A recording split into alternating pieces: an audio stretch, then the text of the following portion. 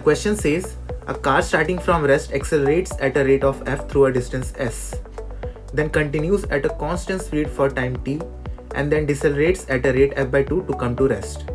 If the total distance traveled is 15s, then find the value of s. We can represent the motion of the car using a velocity time graph. From the question, we have following data. The initial velocity is 0, then the car accelerates at a rate f. So for constant acceleration, the graph is a straight line with slope equal to the acceleration, which is f.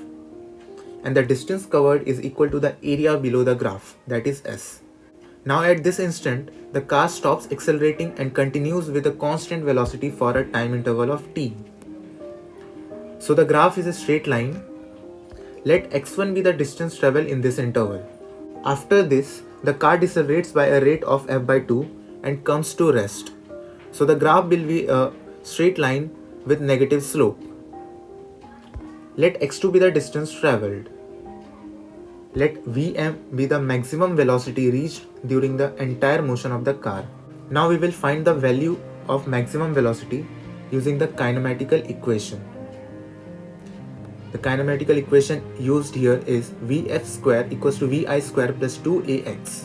The initial velocity is 0, acceleration is f, and final velocity is Vm, and the distance traveled is s. On putting these values in the kinematical equation, we get Vm square equals to 2fs and s is equals to Vm square by 2f. Let these equations be 1 and 2. Now during deceleration, initial velocity is Vm, final velocity is 0, the distance traveled is x2 and the acceleration is equals to minus f by 2. On putting these values in the kinematical equation, we get x2 is equals to Vm square divided by f. From equation 2, we know that s is equals to Vm square divided by 2f.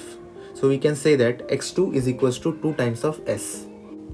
Since the total distance traveled by the car is 15s, therefore we can write s plus x1 plus x2 equals to 15s. On putting the value of x2 as 2s, we get x1 equals to 12s. Now the area of rectangle is equals to base into height. So we can write x1 as t times of Vm. Therefore 12s equals to Vm into t. We can write Vm equals to under root of 2fs from equation 1. On squaring both sides, we get 144s square equals to 2fs into t square. Therefore, s is equals to 1 upon 72 ft square. So option 1 is correct.